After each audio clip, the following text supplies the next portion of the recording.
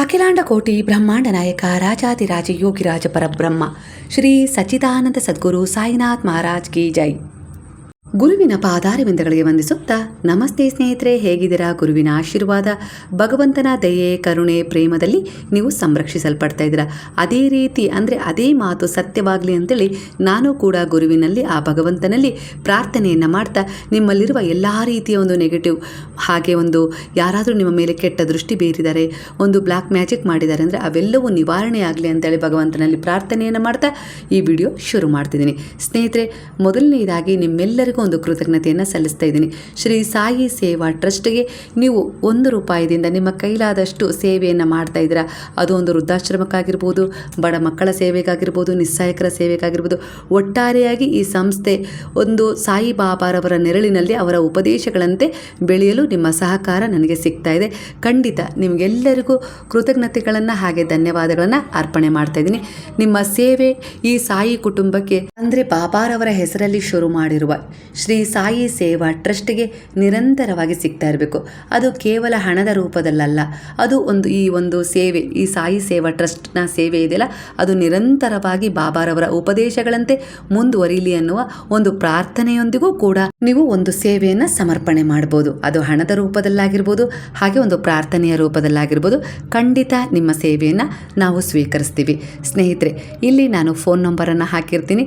ಆ ನಂಬರ್ಗೆ ಸಹಾಯವನ್ನು ಹಾಗೆ ನಿಮ್ಮ ಆಶೀರ್ವಾದವನ್ನು ಕೂಡ ಕಳಿಸ್ಬೋದು. ಸ್ನೇಹಿತರೆ, ಸಹಾಯ ಅಂದರೆ ಯಾರಾದರೂ ವೃದ್ಧರಿದ್ದಾರೆ, ಖಂಡಿತ ಅವರನ್ನು ನೋಡ್ಕೊಳ್ಳೋಕೆ ಯಾರೂ ಇಲ್ಲ ಅಂದವ್ರನ್ನೂ ಕೂಡ ನೀವು ನಮ್ಮ ಸಾಯಿ ಸೇವಾ ಟ್ರಸ್ಟ್ಗೆ ತಂದು ಸೇರಿಸ್ಬೋದು. ಸ್ನೇಹಿತರೆ, ಅದು ಕೂಡ ಒಂದು ಸೇವೆಯಾಗಿರುತ್ತೆ.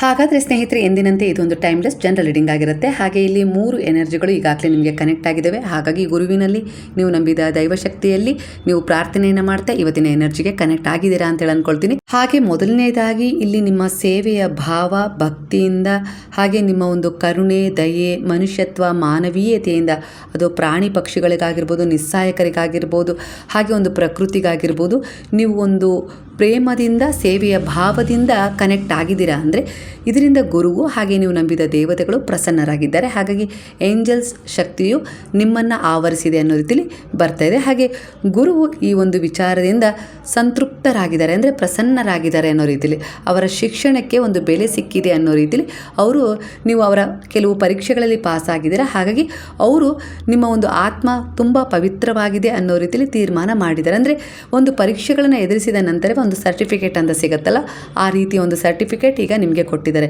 ಒಟ್ಟಾರೆಯಾಗಿ ಕರ್ಮಗಳ ಉದ್ದೇಶ ಅರಿತವರಾಗಿದ್ದೀರಾ ಅನ್ನೋ ರೀತಿಯಲ್ಲಿ ಕಾಣಿಸ್ತದೆ. ಹಾಗೂ ನಿಮ್ಮ ರೂಪ ಎಷ್ಟು ಸುಂದರವಾಗಿದೆಯೋ ಅದಕ್ಕಿಂತಲೂ ಹೆಚ್ಚಾಗಿ ನಿಮ್ಮ ಅಂತರಂಗ ಸುಂದರವಾಗಿದೆ ಅನ್ನೋ ರೀತಿಯಲ್ಲಿ ಇಲ್ಲಿ ಕಾಣಿಸ್ತದೆ.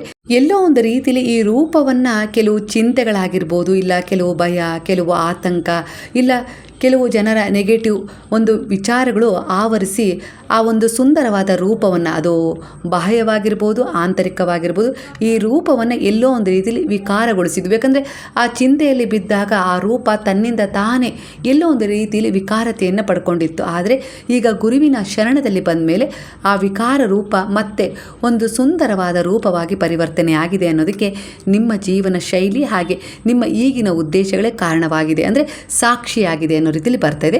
ಇದು ಸತ್ಯ ಕೂಡ ಆಗಿದೆ. ಅದೇ ರೀತಿ ಎನರ್ಜಿ ಇಲ್ಲಿ ಪ್ರಸ್ತುತವಾಗಿ ಕನೆಕ್ಟ್ ಆಗಿದೆ. ಹಾಗೆ ನೀವು ಬಹಳ ಬೇರೆಯವರ ಹಿತದೃಷ್ಟಿಯನ್ನು ಇಟ್ಕೊಂಡು ಕೆಲಸವನ್ನು ಮಾಡ್ತಾಯಿದ್ರೆ, ಅಂದರೆ ಎಲ್ಲಾದರೂ ನನ್ನಿಂದ ಏನಾದರೂ ಅವರಿಗೆ ಮೋಸ ಆಗ್ಬೋದಾ, ಇಲ್ಲ ತೊಂದರೆ ಆಗ್ಬೋದಾ ಅನ್ನೋ ರೀತಿಯಲ್ಲೂ ಕೂಡ ಯೋಚಿಸ್ತಾ ಇದ್ದೀರಾ. ಹಾಗೆ ಈ ಉದ್ದೇಶ ತುಂಬ ಒಳಿತಿನಿಂದ ಕೂಡಿದೆ. ಹಾಗಾಗಿ ತುಂಬ ನಿಮ್ಮ ಸುತ್ತಮುತ್ತ ಏಂಜಲ್ಸ್ ಒಂದಿಷ್ಟು ನಂಬರ್ಗಳಾಗಿರ್ಬೋದು, ಹಾಗೆ ಪ್ರಕೃತಿಯ ಕೆಲವು ಸೂಚನೆಗಳಾಗಿರ್ಬೋದು, ಈ ರೀತಿ ಒಂದು ಏಂಜಲ್ಸ್ ಶಕ್ತಿಗಳು ಕನೆಕ್ಟ್ ಆಗ್ತಾ ಇದ್ದಾವೆ. ಈ ಸಮಯದಲ್ಲಿ ನಿಮಗದು ಅರ್ಥ ಆಗದೆ ಇರ್ಬೋದು, ಖಂಡಿತ ಅವರ ದೃಷ್ಟಿ ನಿಮ್ಮ ಮೇಲಿದೆ, ಒಂದು ಪ್ರೊಟೆಕ್ಟಿವ್ ಮಾಡ್ತಾ ಇದ್ದಾವೆ ನಿಮ್ಮನ್ನು ಅನ್ನೋ ರೀತಿಯಲ್ಲಿ. ಅಂದರೆ ಕೆಳಗೆ ಬೀಳೋ ಅಂಥ ಸಂದರ್ಭ ಬಂದರೂ ಕೂಡ ನಿಮ್ಮನ್ನು ಬೀಳಲಿಕ್ಕೆ ಬಿಡ್ತಾ ಇಲ್ಲ. ಆತ್ಮವಿಶ್ವಾಸದಿಂದ ನೀವು ನಿಲ್ಬೇಕಲ್ಲಿ, ಆ ರೀತಿ ಸಪೋರ್ಟ್ ಮಾಡ್ತಾ ಇದ್ವಿ. ಆ ರೀತಿ ಸಪೋರ್ಟಿಗೆ ನಿಮ್ಗೆ ನಿಂತಿದ್ದೇವೆ. ಅಂದರೆ ನಿಮಗೆ ಅನಿಸ್ತಾ ಇರ್ಬೋದು ಯಾರೂ ನನಗೆ ಸಪೋರ್ಟ್ ಮಾಡ್ತಾ ಇಲ್ಲ ಅಂಥೇಳಿ. ಆದರೆ ನಿಮ್ಮ ಕರ್ಮಗಳ ಉದ್ದೇಶದಿಂದ ನೀವು ಒಂದು ದೈವಿಕ ಒಂದು ಏಂಜಲ್ಸ್ ಸಪೋರ್ಟನ್ನೇ ಪಡ್ಕೊಂಡಿದ್ದೀರಾ ಅನ್ನೋ ರೀತಿಯಲ್ಲಿ ಬರ್ತಾ ಇದೆ. ಎಷ್ಟೋ ಬಾರಿ ನೀವು ಸ್ವಾರ್ಥಿಯಾಗುವ ಅವಕಾಶ ಕೂಡ ನಿಮಗೆ ಸಿಕ್ಕಿತ್ತು. ಸ್ವಾರ್ಥತೆಯಿಂದ ಅದನ್ನು ಉಪಯೋಗಿಸ್ಕೊಳ್ಬೇಕು, ಅದನ್ನು ಪಡ್ಕೊಳ್ಬೇಕು ಅನ್ನೋ ರೀತಿಯಲ್ಲಿ ಅಂಥ ವಿಚಾರಗಳು ಎದುರಾದಾಗಲೂ ಕೂಡ ನೀವು ಅದನ್ನು ತಿರಸ್ಕರಿಸಿದ್ದೀರ. ನಿರಾಕರಿಸಿ ಒಳ್ಳೆಯದಕ್ಕೆ ನೀವು ಒಂದು ಬೆಲೆ ಕೊಟ್ಟಿದ್ದೀರ. ಆ ತ್ಯಾಗ ನೀವು ಮಾಡಿದ್ದೀರ, ಹಾಗೆ ಒಳ್ಳೆಯದನ್ನೇ ಅವರಿಗೆ ಬಯಸಿದ್ದೀರ. ಆದರೆ ಕೆಲವರು ಈ ಒಂದು ನಿಮ್ಮ ಒಂದು ಒಳ್ಳೆಯ ತನವನ್ನು ಉಪಯೋಗಿಸ್ಕೊಂಡು ಅದನ್ನು ಮರ್ತಿದ್ದಾರೆ. ನಿಮ್ಮ ತ್ಯಾಗದ ಬೆಲೆ ಅವರಿಗೀಗ ನೆನಪಿಲ್ಲ. ನೀವು ಯಾರಿಗೆ ಒಳ್ಳೆಯದಾಗಲಿ ಅಂಥೇಳಿ ಬಯಸಿದ್ರು ಅವರೇ ನಿಮ್ಮನ್ನು ಇನ್ನೊಬ್ಬರು ಮಾತು ಕೇಳಿ ಅವಮಾನಿಸಿದ್ದಾರೆ ಅನ್ನೋ ರೀತಿಯಲ್ಲಿ ಬರ್ತದೆ. ಅದರಿಂದ ಒಳ್ಳೇದು ಮಾಡೋದು ತಪ್ಪ ಅನ್ನೋ ರೀತಿಯಲ್ಲಿ ನೀವೇ ಯೋಚಿಸ್ತಾ ಇದ್ದೀರಾ. ಆದರೆ ಒಳ್ಳೇದು ಮಾಡೋದು ತಪ್ಪಲ್ಲ, ಯಾಕಂದರೆ ಅದು ನಿಮ್ಮ ಒಂದು ಒಳ್ಳೆಯ ಗುಣ ಅಂದರೆ ಕರ್ಮ ಆಗಿರುತ್ತೆ. ಅದು ನಿಮ್ಮ ಒಂದು ಮನಸ್ಸಿನ ಹಾಗೆ ದೇಹದ ಒಂದು ನೇಚರ್ ಅಂದರೆ ಪ್ರಕೃತಿ ಆಗಿರುತ್ತೆ. ಅದು ಅದೇ ರೀತಿ ಇರುತ್ತೆ. ಹಾಗೆ ಅದು ಅವರೇನೋ ಮೋಸ ಮಾಡಿದರು, ಇಲ್ಲ ನಿಮ್ಮಿಂದ ಉಪಯೋಗ ಪಡ್ಕೊಂಡು ಅವ್ರು ನಿಮ್ಗೆ ಅನ್ಯಾಯ ಮಾಡಿದರು ಅನ್ನೋದ್ರ ಮೇಲೆ ನಿಮ್ಮ ವ್ಯಕ್ತಿತ್ವ, ನಿಮ್ಮ ನೇಚರ್ ನಿರ್ಧಾರ ಆಗೋದಿಲ್ಲ. ಅದು ಹಾಗೇ ಇರುತ್ತೆ ಯಾವಾಗಲೂ. ಅವ್ರು ಮೋಸ ಮಾಡಿದ್ರ ಇನ್ನೊಬ್ರು ಯಾರಾದರೂ ಆ ಸ್ಥಾನಕ್ಕೆ ಬಂದರೆ ಖಂಡಿತ ಅಲ್ಲೂ ಕೂಡ ನೀವು ಅದೇ ರೀತಿ ಸಹಾಯ ಮಾಡ್ತೀರಿ. ಯಾಕಂದರೆ ಇದು ನಿಮ್ಮ ಒಂದು ಪ್ರಕೃತಿಯೇ ಆಗಿದೆ, ಅಂದರೆ ನಿಮ್ಮ ದೇಹ ಮನಸ್ಸಿನ ಪ್ರಕೃತಿಯೇ ಇದಾಗಿದೆ. ಹಾಗಂತ ಅವ್ರು ನನಗೆ ಮೋಸ ಮಾಡಿದ್ರು ಅಂತೇಳಿ ನೀವು ನಿಲ್ಲಿಸೋದು ಇಲ್ಲ. ಹಾಗಂತ ಎಲ್ಲರೂ ನಿಮಗೆ ಮೋಸ ಮಾಡೋರೇ ಸಿಗೋದಿಲ್ಲ. ನಿಮ್ಮ ಕರ್ಮ ಏನು ಅದನ್ನು ನೀವು ಮಾಡಿಬಿಟ್ಟಿದ್ದೀರಾ, ಅದರ ಫಲ ಆಗಲೇ ಜಮೆ ಆಗಿದೆ. ಅವ್ರು ಮೋಸ ಮಾಡಿದ್ರು ಅಂದ ಕಾರಣಕ್ಕೆ, ಅವ್ರು ಬೆಲೆ ಕೊಡಲಿಲ್ಲ ಅನ್ನೋ ಒಂದೇ ಒಂದು ಕಾರಣಕ್ಕೆ ಆ ಒಂದು ಪುಣ್ಯ ಮತ್ತೆ ವಾಪಸ್ ಏನು ಹೋಗೋದಿಲ್ಲ ಅವರಿಗೆ.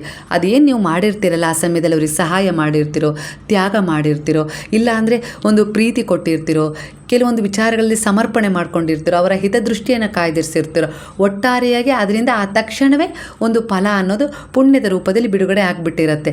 ಅದನ್ನು ಮತ್ತೆ ಅವರೇನೋ ಮೋಸ ಮಾಡಿದರು ಅಂತ ಹೇಳಿ ನೀವು ಏನೋ ಒಂದು ಅಯ್ಯೋ ಒಳ್ಳೇದು ಮಾಡಿದರೆ ನನಗೆ ಕೆಟ್ಟದೇ ಆಗುತ್ತೆ ಅಂತ ಹೇಳಿ ಯೋಚಿಸಿದ ತಕ್ಷಣ ಆ ಪುಣ್ಯ ಏನು ಕರಗೋಗೋದಿಲ್ಲ. ಅದು ಒಂದು ಕಡೆ ಜಮೆ ಆಗಿಬಿಟ್ಟಿರುತ್ತೆ. ಅದು ನಿಮಗೆ ಮುಂದಿನ ಒಂದು ಭವಿಷ್ಯದ ರೂಪದಲ್ಲಿ ಸಿಗುತ್ತೆ. ಅಂದರೆ ಭವಿಷ್ಯದಲ್ಲಿ ಅದು ಸುಂದರವಾಗಿ ಒಂದು ರೂಪಿಸ್ಕೊಳ್ಳೋಕ್ಕೆ ಸಿಗುತ್ತೆ. ಆದರೆ ಅದು ಅವ್ರ ಮೂಲಕನೇ ಸಿಗುತ್ತೆ ಅಂತ ಹೇಳೋಕ್ಕಾಗೋದಿಲ್ಲ. ಯಾರೋ ಬೇರೆಯವರು ಸಹಾಯ ಮಾಡ್ಬೋದು, ಇಲ್ಲ ನೀವು ಎಂಥದ್ದೋ ಒಂದು ಸಮಸ್ಯೆ ಸುಳಿಯಲ್ಲಿ ಸಿಕ್ಕ ಹಾಕೊಂಡಾಗ ಯಾರೋ ಬಂದು ನಿಮಗೆ ಇದ್ದಕ್ಕಿದ್ದ ಹಾಗೆ ಗೈಡೆನ್ಸ್ ಕೊಡ್ಬೋದು, ಇಲ್ಲ ಒಟ್ಟಾರೆಯಾಗಿ ಒಂದು ಸಮಸ್ಯೆಯಿಂದ, ಒಂದು ಚಿಂತೆಯಿಂದ, ಒಂದು ಆತಂಕದಿಂದ ಪಾರು ಮಾಡ್ತಾರೆ. ಅಂದರೆ ಅದು ಇದೇ ಪುಣ್ಯ ಅಲ್ಲಿ ಆ ರೀತಿಯಾಗಿ ಸಹಾಯ ಮಾಡಿಸಿರುತ್ತೆ. ಹಾಗಾಗಿ ನಾನು ಯಾರಿಗೆ ಒಂದಿಷ್ಟು ಒಳ್ಳೆಯದನ್ನು ಮಾಡಿದೆ, ಅವ್ರು ನಂಗೆ ತುಂಬ ಕೆಟ್ಟದ್ದು ಮಾಡಿದರು, ಇನ್ಯಾರಿಗೂ ಒಳ್ಳೇದು ಮಾಡಬಾರ್ದು ಅನ್ನೋ ರೀತಿಯಲ್ಲಿ ನೀವು ಅಭಿಪ್ರಾಯ ಪಡೋದು ತಪ್ಪಾಗಿದೆ ಅನ್ನೋ ರೀತಿಯಲ್ಲಿ ಕಾಣಿಸ್ತಿದೆ. ಅಂದರೆ ಅವರ ಒಂದು ಅಷ್ಟೇ ಯೋಗ ಇತ್ತು, ಅವರು ಅದಕ್ಕೆ ಅರ್ಹರಾಗಿರಲಿಲ್ಲ. ಹಾಗಾಗಿ ಅವರನ್ನು ನಿಮ್ಮಿಂದ ಆ ಒಂದು ವಿಧಿ ಆಗಿರ್ಬೋದು, ಕೆಲವೊಂದಿಷ್ಟು ಒಳ್ಳೆಯ ಕರ್ಮಗಳ ಉದ್ದೇಶ ಆಗಿರ್ಬೋದು ದೂರ ಮಾಡಿದೆ ಅಷ್ಟೇ. ಅಂಥವ್ರು ನಿಮ್ಮ ಜೊತೆಗಿದ್ದರೆ ನಿಮಗೆ ಎಲ್ಲೋ ಒಂದು ರೀತಿಯಲ್ಲಿ ಕೆಟ್ಟ ಹೆಸರಾಗಿರ್ಬೋದು, ಇಲ್ಲಾಂದರೆ ಪದೇ ಪದೇ ಅವರ ಒಂದು ಉಪಯೋಗ ನಿಮ್ಮಿಂದ ಆಗತ್ತೆ, ಪಡ್ಕೊಳ್ತಾರೆ ಅವರು, ಅದರಿಂದ ನಿಮಗೆ ನೋವು ಆಗ್ತಾ ಇರುತ್ತೆ. ಹಾಗಾಗಿ ಅದು ಬೇಗನೆ ತಿಳಿದು ಅವರು ನಿಮ್ಮಿಂದ ದೂರ ಆಗಿದ್ದಾರೆ ಅನ್ನೋ ರೀತಿಯಲ್ಲಿ ಬರ್ತದೆ. ಹಾಗಾಗಿ ನೀವು ನಿಮ್ಮ ವ್ಯಕ್ತಿತ್ವವನ್ನು ಅವರ ಜೊತೆ ಹೋಲಿಸಿ ಅಳೆಯೋದೇನು ಬೇಡ, ನೀವೇನಾಗಿದ್ದೀರೋ ಅದೇ ಆಗಿರಿ. ಈಗಿನ ಕಾಲದಲ್ಲಿ ಅನೇಕ ಜನರು ಅನುಭವಿಸ್ತಿರುವ ಮನಸ್ಥಿತಿಯನ್ನು ಇಲ್ಲಿ ಈಗಿನ ಎನರ್ಜಿ ಯಾವ ರೀತಿ ತೋರಿಸ್ತಾ ಇದೆ ಅಂದರೆ, ಸ್ವಲ್ಪ ಸಮಯ ಎಲ್ಲರಿಂದ ದೂರ ನಿಂತು ನಿಮ್ಮೊಳಗೆ ನೀವು ನೋಡ್ಕೊಳ್ಳಿ. ಎಲ್ಲ ಸಮಸ್ಯೆಗಳಿಗೆ ಹೊರಗಡೆನೇ ಉತ್ತರ ಸಿಗೋದಿಲ್ಲ. ಕೆಲವೊಮ್ಮೆ ಮದುವೆ ಆಗಿರ್ಬೋದು, ಸಂಬಂಧ ಆಗಿರ್ಬೋದು, ಕೆಲಸ ಆಗಿರ್ಬೋದು, ಕುಟುಂಬ ಆಗಿರ್ಬೋದು, ಅಥವಾ ಶತ್ರುತ್ವದ ಬಗ್ಗೆ ಹೆಚ್ಚು ಯೋಚಿಸ್ತಾ ನೀವು ನಿಮ್ಮನ್ನೇ ಕಳೆದುಕೊಳ್ತಿದ್ದೀರಾ ಅಂತೇಳಿ ಅನಿಸೋಲ್ವಾ ನಿಮಗೆ? ಈಗ ನಿಮ್ಮ ಆತ್ಮ ಹೇಳ್ತಾ ಇದೆ, ಸ್ವಲ್ಪ ಶಾಂತವಾಗು, ಉತ್ತರ ನಿನ್ನೊಳಗೆ ಇದೆ ಅನ್ನೋ ರೀತಿಯಲ್ಲಿ ಬರ್ತದೆ. ಈಗ ಬಲವಂತವಾಗಿ ಏನನ್ನೂ ನಡೆಸಬೇಡ. ಕೆಲವರು ಜೀವನದಲ್ಲಿ ಎಲ್ಲವೂ ನಿಂತಿದೆ ಅಂತ ಹೇಳಿ ಭಾವಿಸ್ತಿದ್ದಾರೆ. ಮದುವೆ ವಿಳಂಬ ಆಗಿರ್ಬೋದು, ಕೆಲಸದಲ್ಲಿ ಅಡಚಣೆ ಆಗಿರ್ಬೋದು, ಸಂಬಂಧಗಳಲ್ಲಿ ದೂರವಾಗುವುದು ಇತ್ಯಾದಿ. ಆದರೆ ಇದು ಶಿಕ್ಷೆ ಅಲ್ಲ, ಇದು ಬ್ರಹ್ಮಾಂಡದ ಅಂದರೆ ನೀವು ನಂಬಿದ ಗುರುವಿನ ಹೇಳುವ ವಿರಾಮ. ನೀನು ನೋಡುವ ದೃಷ್ಟಿಕೋನ ಬದಲಾದಾಗ ಪರಿಸ್ಥಿತಿ ತನ್ನಿಂದ ತಾನೇ ಬದಲಾಗಲು ಆರಂಭವಾಗುತ್ತೆ ಅನ್ನೋ ರೀತಿಯಲ್ಲಿ ಇಲ್ಲಿ ಒಂದು ಸೂಚನೆಯನ್ನು ಕೊಡ್ತಾ ಇದ್ದಾರೆ. ತಾಳ್ಮೆ ಮತ್ತು ಸಮತೋಲನವೇ ಒಂದು ಔಷಧ. ಕೋಪ, ಆತುರ, ಭಯ ಅಥವಾ ಪ್ರತಿಕಾರದಿಂದ ಯಾವುದೇ ಒಂದು ಸಮಸ್ಯೆ ಪರಿಹಾರ ಆಗೋದಿಲ್ಲ. ಒಂದು ಹೆಜ್ಜೆ ಹಿಂದಕ್ಕೆ ಹೋಗಿ ಪರಿಸ್ಥಿತಿಯನ್ನು ಶಾಂತವಾಗಿ ಗಮನಿಸಿ. ಅತಿಯಾಗಿ ಪ್ರತಿಕ್ರಿಯಿಸೋದು ಬೇಡ, ಶಾಂತವಾಗಿ ಸಮತೋಲನದಿಂದ ಆ ವಿಚಾರವನ್ನು ಕಾಪಾಡಿಕೊಳ್ಬೇಕು ಅನ್ನೋ ರೀತಿಯಲ್ಲಿ ಬರ್ತಾ ಇದೆ. ನಿಮ್ಮ ಮೌಲ್ಯವನ್ನು ಮರೆತು ವರ್ತಿಸೋದು ಬೇಡ. ಯಾರಾದರೂ ನಿಮ್ಮನ್ನು ಕಡಿಮೆ ಮಾಡಬಹುದು ಅಂಥೇಳಿ, ಅಂದರೆ ಏನಾದರೂ ಕೆಲವೊಂದು ವಿಚಾರಗಳಲ್ಲಿ ಕಡಿಮೆ ಅಂಥೇಳಿ ನೋಡ್ತಾ ಇದ್ದಾರೆ ಅಂಥೇಳಿ ನೀವು ಖಿನ್ನತೆಗೇನು ಜಾರೋದು ಬೇಡ. ನಿಮ್ಮ ಬಗ್ಗೆ ತಪ್ಪಾಗಿ ಮಾತನಾಡಿರ್ಬೋದು ಕೆಲವರು, ಅಥವಾ ನಿಮ್ಮನ್ನು ಕಡೆಗಣಿಸಿರ್ಬೋದು. ಆದರೆ ನಿಮ್ಮ ಶಕ್ತಿ ಅವರ ಅಭಿಪ್ರಾಯದಿಂದ ಕಡಿಮೆ ಆಗೋದಿಲ್ಲ. ನಿಮ್ಮ ಗೌರವವನ್ನು ಕಾಪಾಡು, ಅಂದರೆ ನಿಮ್ಮ ವ್ಯಕ್ತಿತ್ವದಿಂದ ಅದು ನಿರ್ಧಾರ ಆಗುತ್ತೆ. ಯಾರೋ ಏನೋ ಹೇಳಿದರು ಅಂದ ತಕ್ಷಣ ಅದು ಆಗೋದಿಲ್ಲ. ಆದರೆ ನೀವು ಅದ್ರ ಬಗ್ಗೆ ಫೋಕಸ್ ಮಾಡಿದಾಗ ಅದು ಅದೇ ಆಗಿಬಿಡುತ್ತೆ. ಅಂದರೆ ದುರ್ಬಲತೆಯಿಂದ ಅದನ್ನು ಒಪ್ಪಿಸೋಕ್ಕೆ ಪ್ರಯತ್ನ ಮಾಡಬೇಡಿ ಅನ್ನೋ ರೀತಿಲಿ ಬರ್ತದೆ. ಆದರೆ ಇಲ್ಲಿ ನಿಮ್ಮ ಗೌರವವನ್ನು ನೀವು ಒಂದು ಒಳ್ಳೆ ರೀತಿಯಲ್ಲಿ ಕಾಪಾಡ್ಕೊಂಡಿದ್ದೀರಾ. ಅದು ಬೇರೆಯವರ ಒಂದು ಅಹಂಕಾರದ ಮಾತಿನಿಂದ ನಿಂತಿಲ್ಲ, ನಿಮ್ಮ ಆತ್ಮವಿಶ್ವಾಸದಿಂದ ನಿಂತಿದೆ ಅನ್ನೋ ರೀತಿಲಿ ಗುರು ಹೇಳ್ತಿದ್ದಾರೆ. ನೀವು ಒಬ್ಬರೇ ಅಲ್ಲ, ಈಗ ಅನೇಕ ಜನರು ಒಳಗೆ ಹೋರಾಟ ಮಾಡ್ತಾ ಇದ್ದೀರಾ. ಕೆಲವರ ಪ್ರಸ್ತುತ ಎನರ್ಜಿಯ ಪ್ರಕಾರ ಒಬ್ಬೊಬ್ಬರಿಗೆ ಒಂದೊಂದು ಸಮಸ್ಯೆ ಇದೆ. ಹೊರಗೆ ನಗ್ತಾ ಇದ್ದರೂ ಒಳಗೆ ನೋವು, ಗೊಂದಲ, ನಿರೀಕ್ಷೆ ಇವೆ. ಕೆಲವೊಂದು ದೈವಿಕ ಶಕ್ತಿ ಹೇಳ್ತಿದೆ, ಭಯವನ್ನು ಬಿಡು, ಎಲ್ಲವೂ ಸರಿಯಾದ ಸಮಯದಲ್ಲಿ ಒಳ್ಳೆಯದಾಗೇ ಆಗುತ್ತೆ. ಯಾಕಂದರೆ ನೀನು ನನ್ನ ಶರಣದಲ್ಲಿದೆಯಾ ಅಂದರೆ ಖಂಡಿತ ಅದಕ್ಕೊಂದು ಸಮಯದ ಸೂಚನೆ ನಾನು ಸಿದ್ಧತೆಗೊಳಿಸ್ತಾ ಇರ್ತೀನಿ ಅನ್ನೋ ರೀತಿಯಲ್ಲಿ. ಅಂದರೆ ನೀವು ಅವರ ಪಾದಗಳಲ್ಲಿ ಶರಣಾದ ಮರುಕ್ಷಣವೇ ನೀವು ಅವರ ಯೋಜನೆಯ ಭಾಗವಾಗಿಬಿಡ್ತೀರಿ. ನಿಮ್ಮ ಒಂದು ಭವಿಷ್ಯದ ಯೋಜನೆ ನೀವು ಮಾಡೋ ಅವಶ್ಯಕತೆ ಇರೋದಿಲ್ಲ, ಆದರೆ ಪ್ರಾಮಾಣಿಕ ಪ್ರಯತ್ನ ಇರಬೇಕು ಅನ್ನೋ ರೀತಿಯಲ್ಲಿ ಬರ್ತದೆ. ಒಟ್ಟಾರೆಯಾಗಿ ಇಲ್ಲಿ ಜೀವನದ ಜೊತೆ ಹೋರಾಡೋದೇನು ಬೇಡ, ಅದನ್ನು ಗಮನಿಸಿ ಸಾಕು. ಶತ್ರು ಇದ್ದರೂ ಸಮಸ್ಯೆ ಇದ್ದರೂ ಮೊದಲು ನಿಮ್ಮೊಳಗಿನ ಪ್ರತಿಕ್ರಿಯೆಯನ್ನು ಗಮನಿಸಿ. ನೀವು ಶಾಂತವಾಗಿರುವಾಗ ಯಾರು ನಿಮ್ಮ ಶಾಂತಿಯನ್ನು ಕದಿಯಲು ಸಾಧ್ಯವಿಲ್ಲ ಅನ್ನೋ ರೀತಿಯಲ್ಲಿ ಬರ್ತದೆ. ಅದನ್ನು ಧ್ಯಾನದ ಮೂಲಕ ಆಗಿರ್ಬೋದು, ಒಂದು ಪೂಜೆ, ಒಂದು ಸಂಕಲ್ಪ, ಒಂದು ವ್ರತದ ಮೂಲಕ ನೀವು ಆ ಶಕ್ತಿಯನ್ನು ಪಡ್ಕೊಳ್ತೀರ. ಹಾಗಾಗಿ ಅದು ನಿಮ್ಮ ಮತ್ತು ಭಗವಂತನ ಮಧ್ಯೆ ಒಂದು ಸಂಪರ್ಕ ಸೇತುವೆಯಾಗಿದೆ. ನಿಮ್ಮನ್ನು ತುಂಬ ಬೇಗನೆ ಭಗವಂತನಿಗೆ ಕಮ್ಯುನಿಕೇಟ್ ಮಾಡುತ್ತೆ ಈ ಎಲ್ಲ ವಿಚಾರಗಳು. ಹಾಗಾಗಿ ಒಂದಿಷ್ಟು ಭಗವಂತ ಬಾಬಾರವರ ಉಪದೇಶಗಳೊಂದಿಗೆ ನೀವು ನಿಮ್ಮ ನಡೆ ನುಡಿಯನ್ನು ಗಮನಿಸ್ಕೊಳ್ತಾ ಇದ್ದೀರಾ ಅಂದರೆ ಖಂಡಿತ ನೀವು ಏನಾದರೂ ಮುಂದೆ ಒಳ್ಳೆಯ ಸಾಧನೆಯತ್ತ ಸಾಕ್ತಾ ಇದ್ದೀರಾ ಅನ್ನುವ ಸೂಚನೆಯನ್ನು ಇಲ್ಲಿ ಮೊದಲೇ ಕೊಟ್ಬಿಟ್ಟಿದೆ. ನೀವು ಸಮಸ್ಯೆ ಅಲ್ಲ, ಸಮಸ್ಯೆಯನ್ನು ನೋಡ್ತಿರುವ ಸಾಕ್ಷಿಯಾಗಿದ್ದಾರೆ. ಆ ರೀತಿ ತಿಳ್ಕೊಳ್ಳಿ. ಮದುವೆ, ಹಣ, ಸಂಬಂಧ, ಶತ್ರುತ್ವ ಇವೆಲ್ಲ ಜೀವನದ ಕೆಲವು ಘಟನೆಗಳಾಗಿರ್ತವೆ. ಆದರೆ ನಿಮ್ಮ ನಿಜವಾದ ಅಸ್ತಿತ್ವ ಇವುಗಳಿಗಿಂತ ದೊಡ್ಡದು.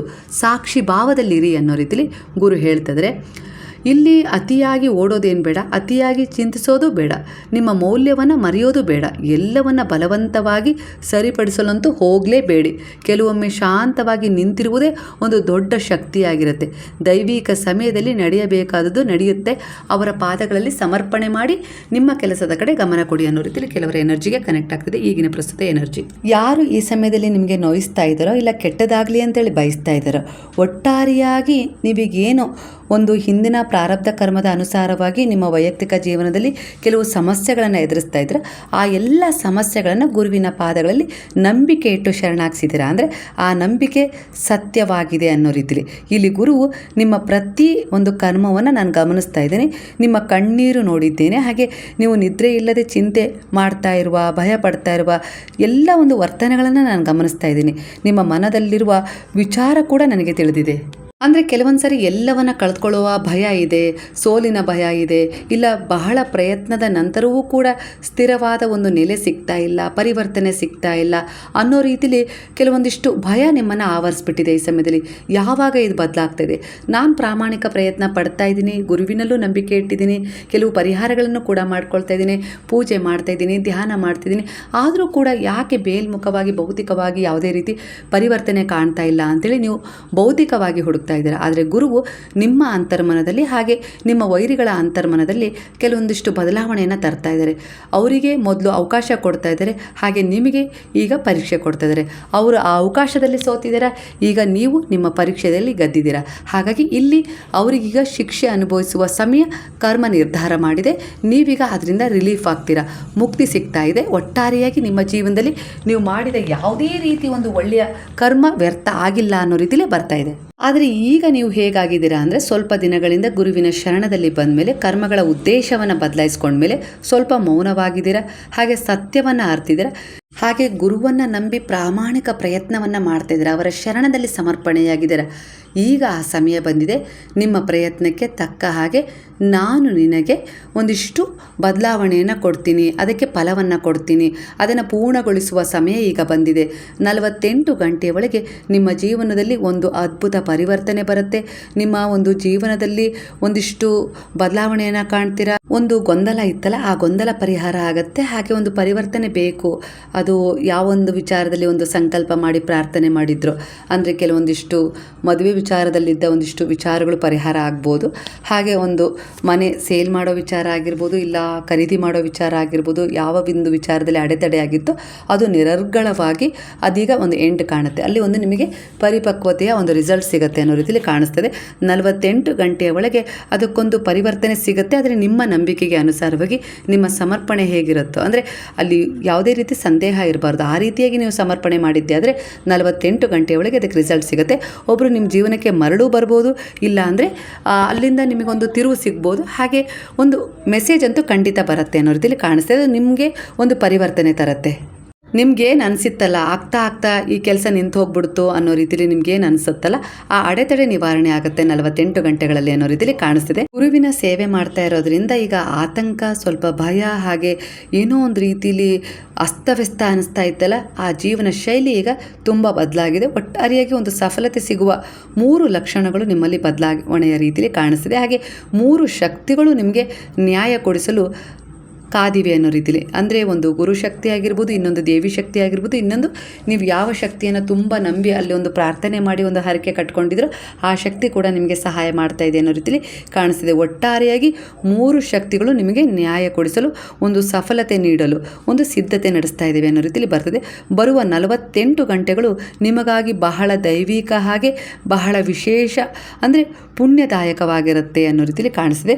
ಒಂದು ಕೃಪಾದೃಷ್ಟಿಯಿಂದ ಒಂದು ಸಿಹಿ ಸುದ್ದಿ ಕೂಡ ನಿಮ್ಮ ಒಂದು ಪರಿವರ್ತನೆಗೆ ಕಾರಣ ಆಗುತ್ತೆ ಅನ್ನೋ ರೀತಿಯಲ್ಲಿ ಕಾಣಿಸ್ತಿದೆ. ಹಾಗೆ ನಿಮ್ಮ ಕಾಯುವಿಕೆ ಒಂದು ಸಮಯ ಕೊನೆಯಾಗತ್ತೆ, ಎಂಡ್ ಆಗುತ್ತೆ. ಯಾವ ವಿಚಾರಕ್ಕಾಗಿ ಕಾಯ್ತಾ ಇದ್ರೋ ಆ ಒಂದು ವಿಚಾರ ಕೊನೆಯಾಗತ್ತೆ. ಅಲ್ಲಿ ಆ ಒಂದು ಸಫಲತೆ ನಿಮಗೆ ಸಿಗುತ್ತೆ. ಅಂದರೆ ಅದೇನು ಬಯಸ್ತಾ ಇದ್ರೋ ಅದು ನಡೆಯುತ್ತೆ ಅನ್ನೋ ರೀತಿಯಲ್ಲಿ ಕಾಣಿಸ್ತದೆ. ಹಾಗೆ ಕೆಲವರ ವಿಚಾರದಲ್ಲಿ ಸ್ವಲ್ಪ ಭ್ರಮೆಯಲ್ಲಿದ್ದೀರಾ. ಅಂದರೆ ಆ ಕಡೆಯಿಂದ ಏನು ರೆಸ್ಪಾನ್ಸ್ ಇಲ್ಲ, ಆದರೆ ಅಲ್ಲಿಂದ ಯಾವುದೇ ಒಂದು ವಿಚಾರ ನಿಮಗೆ ಕನೆಕ್ಟ್ ಆಗಿಲ್ಲ, ಆದರೂ ಕೂಡ ಅದು ಬೇಕು ಅನ್ನೋ ರೀತಿಯಲ್ಲಿ ಎಲ್ಲೋ ಹಂಬಲಿಸ್ತಾ ಇದ್ದೀರಾ. ಅಂದರೆ ಅದು ಒಂದು ಭ್ರಮೆಯಲ್ಲಿದ್ದೀರಾ ಅನ್ನೋ ರೀತಿಯಲ್ಲಿ ಕಾಣಿಸ್ತಾ ಇದೆ.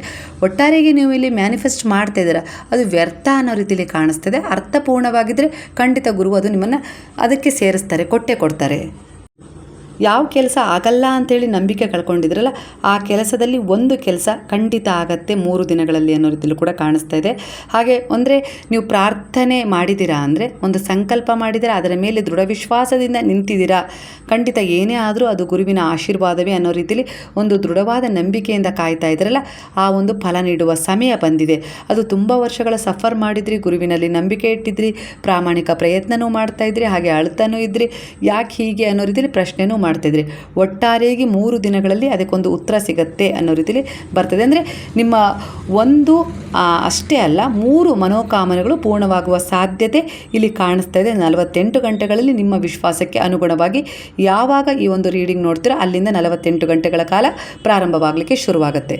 ನಿಮ್ಮ ಭಾಗ್ಯದಲ್ಲಿ ಅದು ಸಿಗಲೇಬಾರ್ದು ಅಂತೇಳಿ ಇತ್ತು, ಆದರೆ ಗುರುವಿನಲ್ಲಿ ನಂಬಿಕೆ ಇಟ್ಟು ನೀವು ಶರಣಾಗಿದ್ರಿ. ಅಲ್ಲಿ ವಿಧಿಯ ಸಮಕ್ಷಮ ಕೂಡ ಕೆಲವೊಂದು ವಿಚಾರಗಳು ತಲೆ ತಗ್ಗಿಸಲೇಬೇಕು. ಆದರೆ ಇಲ್ಲಿ ಯಾವ ರೀತಿ ಒಂದು ನಿಮ್ಮ ಒಂದು ಒಳ್ಳೆಯ ಉದ್ದೇಶದ ಕರ್ಮಗಳಾಗಿರ್ಬೋದು, ಅಂದರೆ ಇಲ್ಲಿ ವಿಧಿಯ ವಿಚಾರವನ್ನು ಕೂಡ ನಿರರ್ಥಕ ಮಾಡಿದೆ ಅನ್ನೋ ರೀತಿಯಲ್ಲಿ ಕಾಣಿಸ್ತದೆ. ಅಂದರೆ ನಿಮ್ಮ ಭಕ್ತಿ ಆಗಿರ್ಬೋದು, ನಂಬಿಕೆ ಆಗಿರ್ಬೋದು, ನಿಮ್ಮ ಒಳ್ಳೆಯ ಉದ್ದೇಶದ ಸೇವೆಗಳಾಗಿರ್ಬೋದು, ಕರ್ಮಗಳಾಗಿರ್ಬೋದು, ಒಂದು ಸಮರ್ಪಣೆಯ ಭಾವ ಆಗಿರ್ಬೋದು, ಹಾಗೆ ಒಂದಿಷ್ಟು ಬೇರೆಯವರಿಗೆ ಹಿತವಾದ ಒಂದು ವಿಚಾರಗಳಲ್ಲಿ ಪರಿವರ್ತನೆ ತಂದುಕೊಟ್ಟಿದ್ದೀರಾ, ಭರವಸೆ ನೀಡಿದ್ದೀರಾ, ಹಾಗೆ ಅವೆಲ್ಲ ರೀತಿಯಲ್ಲಿ ನೀವು ಒಂದು ಒಳ್ಳೆಯ ಕರ್ಮವನ್ನು ಮಾಡಿದ್ದೀರಲ್ಲ, ಅದು ನಿಮ್ಮ ಭಾಗ್ಯದಲ್ಲಿ ಇಲ್ಲದನ್ನೂ ಸಹ ನಿಮಗೆ ನೀಡುವ ಒಂದು ಯೋಜನೆ ಮಾಡಿದೆ ಅನ್ನೋ ರೀತಿಯಲ್ಲಿ ಗುರು ಹೇಳ್ತಿದ್ದಾರೆ. ಅಂದರೆ ಇಷ್ಟರ ಮಟ್ಟಿಗೆ ನಿಮಗೆ ಅವರು ಒಂದು ಸಮರ್ಥತೆಯನ್ನು ತಂದು ಆ ಒಂದು ಸಕ್ಷಮತೆಯನ್ನು ಕೊಟ್ಟಿದ್ದಾರೆ ಅನ್ನೋ ರೀತಿಯಲ್ಲಿ. ಇದು ಸಿಕ್ಕಿದ್ದು ಗುರುವಿನ ಶಿಕ್ಷಣ, ಅವರ ನೆರಳಲ್ಲಿ ಬಂದ ಮೇಲೆ, ಅವರ ಉಪದೇಶಗಳಲ್ಲಿ ನಂಬಿಕೆ ಇಟ್ಟು ನೀವು ಪರಿವರ್ತನೆ ಕಂಡ ಮೇಲೆ ನಿಮ್ಮ ಜೀವನದಲ್ಲಿ ಇಲ್ಲಿ ನಿರರ್ಥಕವಾಗಿಸಿದೆ ವಿಧಿಯ ಒಂದು ನಿಯಮವನ್ನು. ಆ ರೀತಿಯಾಗಿ ಅಂದರೆ ಎಲ್ಲರೂ ಕೂಡ ವಿಧಿಯ ಒಂದು ನಿಯಮಕ್ಕೆ ತಲೆ ಬಾಗಲೇಬೇಕು, ಹಾಗಂತ ಅದೇ ಕೊನೆಯಲ್ಲ. ಅಲ್ಲಿ ನಿಮ್ಮ ಒಳ್ಳೆಯ ಉದ್ದೇಶಗಳಿಂದ ಕೂಡ ಅದನ್ನು ಪರಿವರ್ತನೆ ಮಾಡ್ಕೊಳ್ಬಹುದು ಅನ್ನೋದು ಕೆಲವರ ವಿಚಾರದಲ್ಲಿ ಇಲ್ಲಿ ಸತ್ಯವಾಗ್ತಾ ಇದೆ. ಅಂದರೆ ಅದು ಮಗುನೇ ಆಗಲ್ಲ ಅಂತ ಹೇಳಿದರು, ಅದು ಆಗ್ಬೋದು. ಮದುವೆನೇ ಆಗಲ್ಲ ಅಂತ ಹೇಳಿದರು, ಅದು ಸಿಗ್ಬೋದು.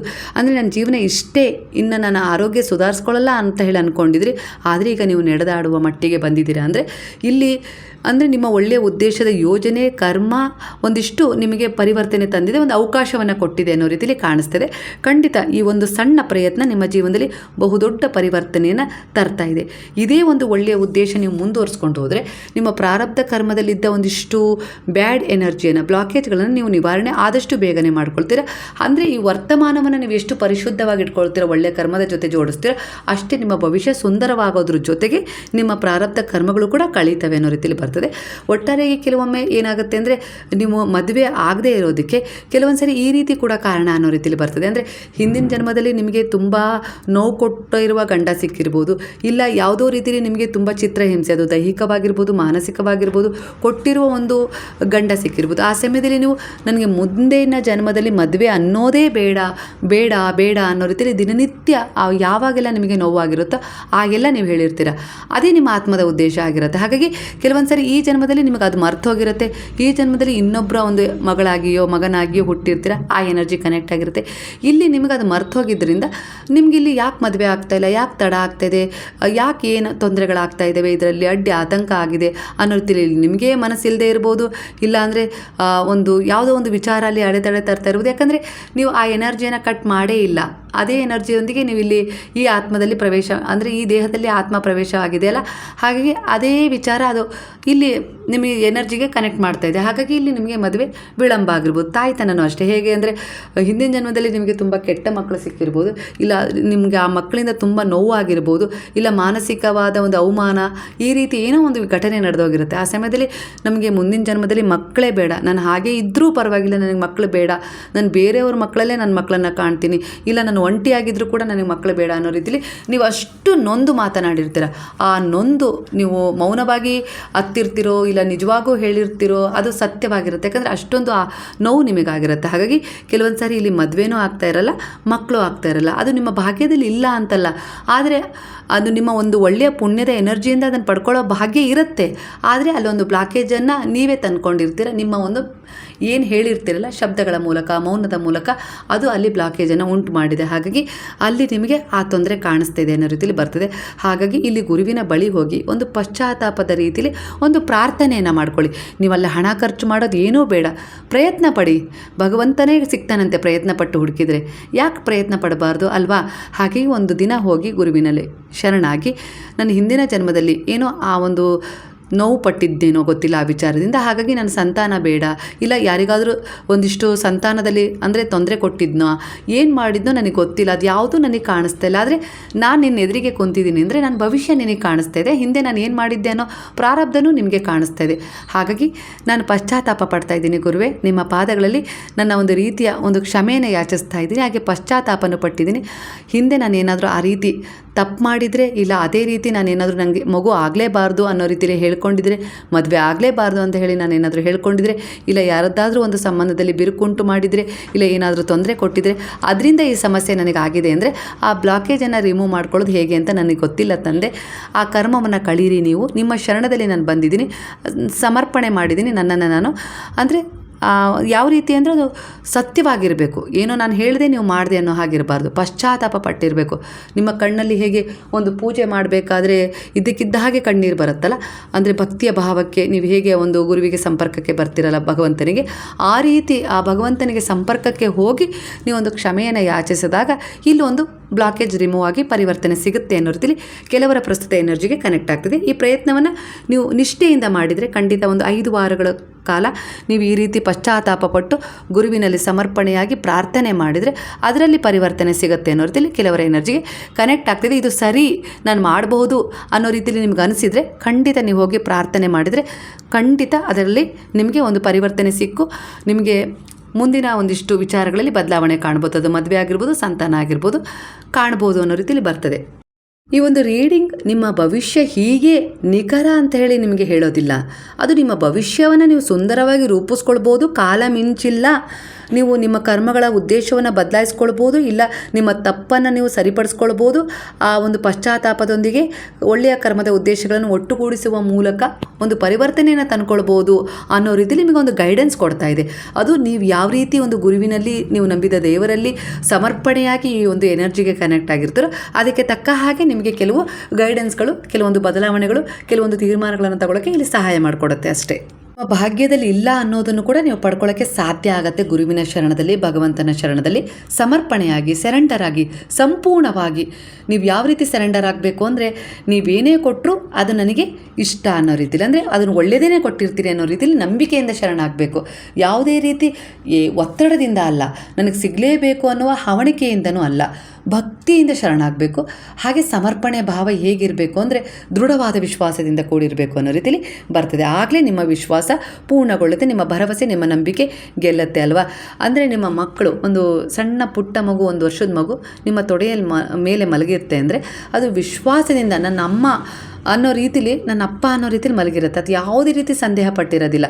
ನೀವು ಅದನ್ನು ಅಲ್ಲೇ ಬಿಟ್ಟು ಹೋಗ್ತೀರಾ, ಮಲಗಿಸೋಗ್ತೀರಾ, ಇಲ್ಲ ಅದನ್ನು ಏನು ಬೇಕಾದರೂ ಮಾಡ್ಬೋದು, ಅದು ಯಾವುದೇ ರೀತಿ ಅನುಮಾನ ಪಡ್ತಾ ಇಲ್ಲ. ಅದು ಅಮ್ಮ ಆ ಅಪ್ಪ ಅನ್ನೋ ನಂಬಿಕೆಯಲ್ಲಿ ಮಲಗಿರುತ್ತೆ. ಅದೇ ರೀತಿ ನೀವು ಗುರುವಿನ ಶರಣದಲ್ಲಿ ಸಮರ್ಪಣೆ ಆಗಬೇಕು. ಆಗ ನಿಮ್ಮ ನಂಬಿಕೆ ಗೆಲ್ಲತ್ತೆ ಅನ್ನೋ ರೀತಿಯಲ್ಲಿ ಬರ್ತದೆ. ಕೆಲವೊಂದು ಸಾರಿ ನಿಮ್ಮ ನಂಬಿಕೆಯ ಸಮರ್ಪಣೆಯ ಭಾವ ಎಲ್ಲೋ ಒಂದು ರೀತಿಯಲ್ಲಿ ಸಂದೇಹಕ್ಕೆ ಒಳಗಾದಾಗ, ಸೋತಾಗ ಮಾತ್ರ ನಿಮ್ಮ ಮ್ಯಾನಿಫೆಸ್ಟ್ ಅಂದರೆ ನಿಮ್ಮ ಪ್ರಾರ್ಥನೆ ಪೂರ್ಣ ಆಗ್ತಾ ಇಲ್ಲ ಕೆಲವರದ್ದು. ನಿಮ್ಮ ಪ್ರೀತಿ ನಿಜವಾದದ್ದು ಅನ್ನೋದು ನಿಮ್ಮ ನಂಬಿಕೆ, ಭರವಸೆ ಸತ್ಯವಾಗಿದ್ದು ಖಂಡಿತವಾಗಿಯೂ ಅವರು ಮತ್ತೆ ನಿಮ್ಮ ಜೀವನಕ್ಕೆ ಮರಳ್ತಾರಾ, ಇಲ್ಲವೇ ಎಲ್ಲವೂ ಇಲ್ಲಿಗೆ ಮುಗಿದು ಹೋಗುತ್ತಾ? ಅಂದರೆ ಈಗಿನ ನಿಮ್ಮ ಪ್ರಸ್ತುತ ಎನರ್ಜಿ ಇದು ನಿಮ್ಮದೇ ಆದ ಪ್ರಶ್ನೆ. ಒಂದು ಎನರ್ಜಿ ಕೂಡ ಇಲ್ಲಿ ಕನೆಕ್ಟ್ ಆಗ್ತಿದೆ. ಆ ಪ್ರಶ್ನೆಗೆ ಉತ್ತರ ನೀಡಲಿಕ್ಕೆ ನಿಮಗೇನು ಕಾಣ್ತಿದೆಯೋ ಸತ್ಯ ಅದಕ್ಕಿಂತ ಭಿನ್ನವಾಗಿದೆ. ಯಾಕಂದರೆ ಆ ವ್ಯಕ್ತಿ ಬಹಳ ಆತುರದಲ್ಲಿದ್ದಾರೆ, ಅವರು ಅವರ ನಿರ್ಣಯದಲ್ಲಿ ಬಹಳ ಆತುರದಲ್ಲಿದ್ದಾರೆ ಅನ್ನೋ ರೀತಿಯಲ್ಲಿ ಕಾಣಿಸ್ತಿದೆ. ಅಂದರೆ ಅವರ ಜೀವನದ ಅತ್ಯಮೂಲ್ಯ ವಸ್ತುವನ್ನು ಕಳೆದುಕೊಳ್ಳುವ ಕಡೆ ಓಡ್ತಾ ಇದ್ದಾರೆ. ಆದರೆ ಇಲ್ಲಿಂದಲೇ ಶುರುವಾಗ್ತದೆ ಆ ಭಗವಂತನ ಯೋಜನೆ ಅನ್ನೋ ರೀತಿಯಲ್ಲಿ ಕಾಣಿಸ್ತಿದೆ. ಅದು ನಿಮ್ಮ ಪ್ರಾರ್ಥನೆಗೆ ಅನುಸಾರವಾಗಿ ಅವರು ನಿಮ್ಮನ್ನು ಬಿಟ್ಟು, ಇಲ್ಲ ನಿಮಗೆ ಬೆಲೆ ಕೊಡೋದನ್ನು ಬಿಟ್ಟು, ಇಲ್ಲ ನಿಮ್ಮ ಪ್ರೀತಿಯನ್ನು ಅಪೂರ್ಣಗೊಳಿಸಿ ಎಲ್ಲೋ ಬೇರೆಯವರ ಹಿಂದೆ ಓಡ್ತಾ ಇರ್ಬೋದು, ಜೊತೆಗಿರ್ಬೋದು, ಇಲ್ಲ ಒಂದು ಮರೀಚಿಕೆಯ ಹಿಂದೆ ಹೋಗ್ತಾ ಇರ್ಬೋದು. ಆದರೆ ಅವರು ಅತ್ಯಮೂಲ್ಯವಾದ ಒಂದು ವಸ್ತುವನ್ನು, ಪ್ರೀತಿಯನ್ನು, ನಂಬಿಕೆಯನ್ನು, ತ್ಯಾಗದ ಒಂದು ಕಾಳಜಿಯನ್ನು ಕಳ್ಕೊಳ್ತಾ ಇದ್ದಾರೆ, ಆ ಕಡೆ ಓಡಾಡ್ತಾ ಇದ್ದಾರೆ. ಆದರೆ ಇಲ್ಲಿ ನಿಮ್ಮ ಪ್ರಾರ್ಥನೆ ಬಹಳ ಬಿಗಿಯಾಗಿರೋದ್ರಿಂದ, ಅಂದರೆ ದೃಢವಾಗಿರೋದ್ರಿಂದ ಈಗ ಗುರುವಿನ ಯೋಜನೆ ಅಲ್ಲಿ ಕೆಲಸ ಮಾಡಲಿಕ್ಕೆ ಶುರು ಮಾಡಿದೆ. ಒಬ್ಬ ವ್ಯಕ್ತಿ ಅಹಂಕಾರ ಆತುರದಿಂದ ನಿರ್ಣಯ ತೆಗೆದುಕೊಳ್ತಾನೋ ಆಗ ಆತನಿಗೆ ಅನಿಸ್ತದೆ ನಾನು ಮಾಡ್ತಾ ಇರೋದೇ ಸರಿ ಅನ್ನೋ ರೀತಿಯಲ್ಲಿ ಆತನಿಗೆ ಅನಿಸ್ತದೆ. ಆದರೆ ಸಮಯ ನಿಧಾನವಾಗಿ ಆತನಿಗೆ ಕನ್ನಡಿ ತೋರಿಸ್ತದೆ. ಅದೇ ರೀತಿ ನಿಮ್ಮ ಪ್ರೇಮ ಅಥವಾ ಅಂದರೆ ಪ್ರೇಮದ ಜೀವನ ಆಗಿರ್ಬೋದು, ಹೆಂಡತಿ ಗಂಡ ಸಂಬಂಧ, ಕೆಲವೊಂದು ವಿಚಾರಗಳಲ್ಲಿ ಅಂದರೆ ಭಿನ್ನವಾದ ಎನರ್ಜಿ ಕನೆಕ್ಟ್ ಆಗಿರೋದ್ರಿಂದ ಯಾವುದೇ ಎನರ್ಜಿಗೆ ನೀವು ಇಲ್ಲಿ ತಗೊಳ್ಬೋದು. ಇಲ್ಲಿ ಆ ವ್ಯಕ್ತಿ ಇದೇ ರೀತಿಯ ಗೊಂದಲದಲ್ಲಿ ಈಗ ಇದ್ದಾನೆ ಅನ್ನೋ ರೀತಿಯಲ್ಲಿ ಕಾಣಿಸ್ತಿದೆ. ಹೊರಗಿನಿಂದ ಆ ವ್ಯಕ್ತಿ ಗಟ್ಟಿಯಾಗಿ ಕಾಣಿಸ್ತಾ ಇರ್ಬೋದು, ಆದರೆ ಒಳಗಿನಿಂದ ಆತ ತುಂಬ ವ್ಯಾಕುಲತೆ ಅಂದರೆ ತಳಮಳದಲ್ಲಿದ್ದಾನೆ. ಅವರ ಮೌನ, ಅವರ ದೂರ, ಅವರ ವರ್ತನೆಯ ಹಿಂದೆ ಹೇಳಲಾರದಂಥ ಪ್ರಶ್ನೆಗಳಿವೆ. ನೀವು ಯೋಚಿಸ್ತಾ ಇರ್ಬೋದು ಅವರು ನಿಮ್ಮನ್ನು ಮರ್ತಿರಬಹುದಾ ಅಂಥೇಳಿ. ಆದರೆ ಸತ್ಯ ಅದಲ್ಲ, ಅಂದರೆ ಅಷ್ಟು ಸರಳನೂ ಅಲ್ಲ. ಯಾಕಂದರೆ ಕೆಲವು ಸಂಬಂಧಗಳ ಬಾಂಧವ್ಯ ಅದು ಹೇಗಿರುತ್ತೆ ಅಂದರೆ ಸ್ವಯಂ ಅವರೇ ಒಂದು ಸಮಯದಲ್ಲಿ ಬಂಧಿಸಲ್ಪಟ್ಟಿರ್ತಾರೆ. ಹಾಗೆ ಅವರು ಒಂದು ಸಮಯ, ಹಾಗೆ ಒಂದು ವಿಚಾರದಲ್ಲಿ, ಹಾಗೆ ಒಬ್ಬ ವ್ಯಕ್ತಿ ಒಂದು ಒಳ ಬಂದಿರೋದ್ರಿಂದ ಅಲ್ಲಿ ಅವರು ವಿಚಲಿತಗೊಂಡಿದ್ದಾರೆ, ಆ ಸಮಸ್ಯೆಯಲ್ಲಿ ಬಂಧಿಸಲ್ಪಟ್ಟಿದ್ದಾರೆ. ಅದರಿಂದ ಹೊರಗೆ ಬರಬೇಕು ಅಂತೇಳಿ ಅವ್ರಿಗೆ ಗೊತ್ತಾಗ್ತಾ ಇಲ್ಲ, ಎಲ್ಲೋ ಒಂದು ರೀತಿಯಲ್ಲಿ ಭ್ರಮೆಯಲ್ಲಿ ಜೀವಿಸ್ತಾ ಇದ್ದಾರೆ. ಆದರೆ ಇಲ್ಲಿ ಸಮಯ ಒಂದು ನಿರ್ಣಯ ತಗೊಳ್ಳುತ್ತೆ. ಹೇಗೆ ಅಂದರೆ ನಿಮ್ಮ ಪ್ರಾರ್ಥನೆಯ ಮೂಲಕ ನಿಮ್ಮ ಒಂದು ಮ್ಯಾನಿಫೆಸ್ಟ್ ಹೇಗಿರುತ್ತೆ, ಅವರ ಒಂದು ವಿಚಾರವಾಗಿ ಅವ್ರು ಬೇಕು, ಇಲ್ಲ ಅವ್ರಿಗೆ ಒಳ್ಳೆಯದಾಗಬೇಕು, ಅವ್ರು ಯಾವ ಒಂದು ಭ್ರಮೆಯಲ್ಲಿದ್ದಾರೆ ಅದರಿಂದ ಹೊರಗೆ ಬರಬೇಕು, ಅವ್ರ ಜೀವನದಲ್ಲಿ ಏನೋ ಒಂದು ವಿಚಲಿತರಾಗಿ ಒಂದು ಚಂಚಲ ಮನಸ್ಥಿತಿಯೊಂದಿಗೆ ನಿರ್ಧಾರ ತಗೊಂಡಿದ್ದಾರೋ ಅದರಲ್ಲಿ ಅವರು ಸರಿ ಆಗಬೇಕು ಅನ್ನೋ ರೀತಿಯಲ್ಲಿ ನಿಮ್ಮ ಪ್ರಾರ್ಥನೆ ಹಗಲು ಇರಲಿದೆ. ಅದಕ್ಕೋಸ್ಕರ ತುಂಬ ಪರಿಹಾರಗಳನ್ನು ಮಾಡ್ಕೊಳ್ತಾ ಇದ್ದೀರಾ, ಭಗವಂತನಲ್ಲಿ ಶರಣಾಗಿದ್ದೀರಾ ಅಂದರೆ ಖಂಡಿತ ನೆನ್ಪಿಡಿ ಅಲ್ಲಿ ಒಂದು ಪರಿವರ್ತನೆ ಸಿಗ್ತಾ ಇದೆ, ಕಾಣ್ತಾ ಇದೆ. ಅವರಲ್ಲಿ ಸ್ವಲ್ಪ ದಿನಗಳಲ್ಲಿ ನಿಮ್ಮ ಸಂಬಂಧ ಸರಿಯಾಗಬಹುದು, ಅವರು ಮರಳಬಹುದು, ಆ ವ್ಯಕ್ತಿ ದೂರ ಆಗಬಹುದು. ಅಂದರೆ ಮಧ್ಯೆ ಬಂದಿರುವ ವ್ಯಕ್ತಿ ವಿಚಾರ ಕೆಲವೊಂದಿಷ್ಟು ಭಿನ್ನಾಭಿಪ್ರಾಯಗಳು ದೂರ ಆಗ್ಬೋದು ಅನ್ನೋ ರೀತಿಯಲ್ಲಿ ಕಾಣಿಸ್ತಾ ಇದೆ. ಯಾಕಂದರೆ ಸಂಬಂಧಗಳ ಪರಿಣಾಮ ಒಬ್ಬ ವ್ಯಕ್ತಿ ನಿರ್ಧರಿಸೋದಲ್ಲ, ವಿಶ್ವಾಸ, ನಂಬಿಕೆ, ಗೌರವ, ಪ್ರೀತಿ, ನಿಮ್ಮ ಕಾಳಜಿ, ನಿಮ್ಮ ತ್ಯಾಗ ಆಗಿರ್ಬೋದು, ಹಾಗೆ ಕರ್ಮದ ಒಳ್ಳೆಯ ಉದ್ದೇಶ ಇವುಗಳು ನಿರ್ವಹಿಸ್ತವೆ, ಅಂದರೆ ನಿರ್ಧಾರ ಮಾಡ್ತವೆ. ಹಾಗಾಗಿ ನಿಮ್ಮ ಸಂಬಂಧ ಈಗ ಗಟ್ಟಿ ಆಗಿದೆ. ಹಾಗಾಗಿ ನೀವು ಹೆದರೋ ಅವಶ್ಯಕತೆ ಇಲ್ಲ. ಸ್ವಯಂ ನಿಮ್ಮನ್ನು ಸಂಭಾಳಿಸುವ ಸಮಯ ಬಂದಿದೆ. ನಿಮ್ಮನ್ನು ನೀವು ಸಂಭಾಳಿಸಿದರೆ ಎಂತಹ ಪರಿಸ್ಥಿತಿಗಳು ಕೂಡ ನಿಮ್ಮನ್ನು ಸೋಲಿಸಲು ಸಾಧ್ಯವಿಲ್ಲ. ಯಾಕಂದರೆ ಗುರುವಿನ ಶರಣದಲ್ಲಿದ್ದರೆ ಅವರ ಮಾರ್ಗದರ್ಶನ, ಅವರ ರಕ್ಷಣೆ. ಈಗಿನ ದೂರ ಆಗಿರ್ಬೋದು, ಅಂತರ ಆಗಿರ್ಬೋದು, ಅದೇ ಕೊನೆಯಲ್ಲ. ಅದೇ ಅಂತರ, ದೂರ ಕೆಲವು ಬಾರಿ ನಿಮ್ಮ ಇಲ್ಲವೇ ಅವರ ಒಂದು ತಪ್ಪಿನ ಅರಿವು ಮಾಡಿಸ್ತಾ ಇರತ್ತೆ. ಇದನ್ನು ಅರ್ಥ ಮಾಡಿಕೊಂಡು ಗುರುವಿನ ಶರಣದಲ್ಲಿ ಸಮರ್ಪಣೆಯಾಗಿದ್ದೀರಾ ಅಂದರೆ ಖಂಡಿತ ನಿಮಗೆ ಹೊಸ ಒಂದು ದಾರಿಯ ಕಡೆ ಅವರೇ ಕೈ ಹಿಡಿದು ಸಾಗಿಸ್ತಾರೆ. ಅಂದರೆ ಒಂದು ಹೊಸ ಪರಿವರ್ತನೆ, ಹೊಸ ಅನುಭವ, ಹೊಸ ಅವಕಾಶವನ್ನು ಕೊಡೋದ್ರ ಮೂಲಕ ನಿಮ್ಮ ತಪ್ಪುಗಳನ್ನು ತಿದ್ದುಕೊಂಡು ನೀವು ಒಂದು ಹೊಸ ಒಂದು ಪರಿವರ್ತನೆ ತಗೊಳ್ತೀರಾ ಆ ಒಂದು ವಿಚಾರದಲ್ಲಿ. ಹಾಗಾಗಿ ಇಲ್ಲಿ ನಂಬಿಕೆಯ ಪರೀಕ್ಷೆ ಖಂಡಿತ ತೆಗೆದುಕೊಳ್ತಾ ಇದೆ ಈ ಬ್ರಹ್ಮಾಂಡದ ಶಕ್ತಿ. ಇಲ್ಲಿ ಗುರುವು ಹೇಳ್ತಾ ಇದ್ದಾರೆ, ಪದೇ ಪದೇ ಆ ವ್ಯಕ್ತಿಯ ವರ್ತನೆ, ನಡೆ ನುಡಿ ಬದಲಾಗ್ತಾ ಇರೋದ್ರಿಂದ ನೀವೆಲ್ಲೋ ಒಂದು ರೀತಿಯಲ್ಲಿ ಭಯ, ಹಾಗೆ ಗಾಬರಿ ಆಗ್ತಾ ಇದ್ದೀರಾ. ಆದರೆ ಆ ಕ್ಷಣ ನಿಮಗೆ ಅನಿಸ್ಬೋದು ನನ್ನ ಪೂರ್ಣ ಭರವಸೆ ಮುಗಿದೋಯ್ತು, ಇನ್ಯಾವತ್ತೂ ಅದು ಸರಿಯಾಗೋದಿಲ್ಲ ಅಂಥೇಳಿ. ಆದರೆ ನೀವು ಅಂದ್ಕೊಂಡಂಗೆ ಆಗೋದಿಲ್ಲ. ನೀವೆಲ್ಲಿ ಸೋಲು ಒಪ್ಕೊಳ್ತೀರಾ, ಇದೆ ನನ್ನ ಕೊನೆ ಅಂತೀರೋ ಅಲ್ಲೇ ಗುರುವು ಕೈ ಹಿಡಿದು ನಿಮ್ಮನ್ನು ಎತ್ತಿ ಒಂದು ಅವಕಾಶವನ್ನು ಕೊಡುವ ಪ್ರಯತ್ನ ಇಲ್ಲಿ ನಡೀತಾ ಇದೆ ಅನ್ನೋ ರೀತಿಯಲ್ಲಿ ಬರ್ತಾ ಇದೆ.